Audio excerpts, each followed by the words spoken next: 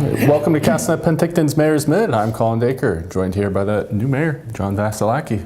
So, just looking back on last year and into this year, I mean, you've taken you've been in office a couple months now. I mean, just talk about how you feel the team that you've inherited there at City Hall in terms of staff and the management team, and I mean, yeah, how you feel set up moving forward. I think the city of Penticton probably has the best staff they've ever had for many, many years. And I've been there for 12 years previously to me taking over as mayor.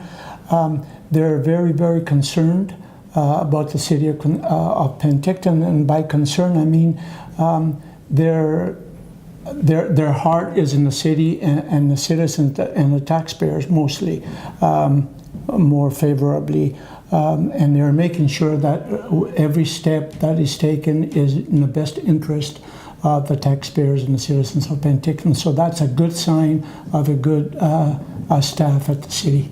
All right.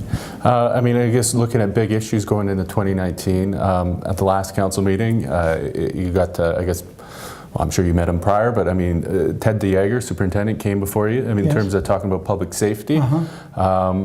You've kind of been on both sides of the fence here recently in that, I mean, you passed on some concerns in terms of people that were, I guess, yeah, worried for their safety downtown. But then you've also said, I mean, that some of those safety concerns could be a little bit exaggerated. So, I mean, where do you think things actually lie downtown that way?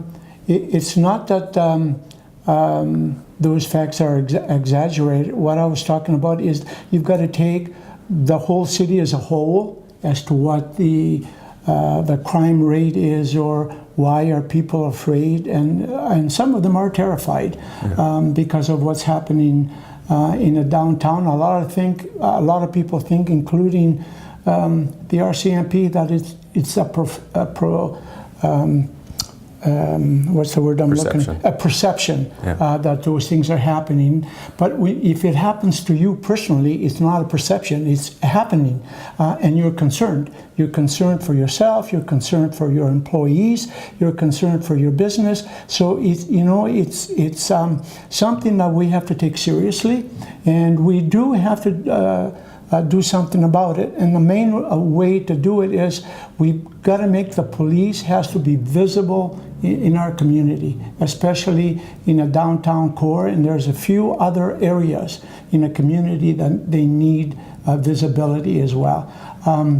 To policemen to just drive up and down the street in their automobiles, they don't get to see 3/4 of what's happening on the street or in the businesses. But if you have them on foot patrol, I mean, to me, that's where my vision is, to have policemen walking up and down the street with our bylaw, so that the people can see them and they'll feel that much better and safer within their place of business. I mean, how big of that is, you see that as a priority for the city? Is it one of the big issues you're going to have to tackle next year? It's one of our main priorities. As you saw last night, we had our superintendent on the hot seat last night. We put a lot of questions to him, and he answered them, but he answered them as a policeman, not the way that the answers that, especially me, the answers that I wanted to hear. They came across differently.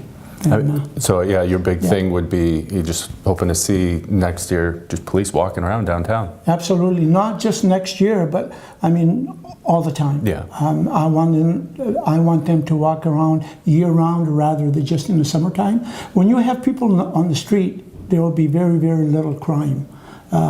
Because everything is visible. People are walking. No one is going to try to commit a crime while there are so many people on the street. We need them this time of year, and that's when we get most of the complaints from residents and shop owners and employees, and all those kind of things. Any other, I guess, situation, or not situations, things you really want to, like, looking forward to sinking your teeth into in 2019 now that you've been in there for a couple months? Yeah. Oh, gee, there's so many things that we want to go forward with. But we have to take one thing at a time.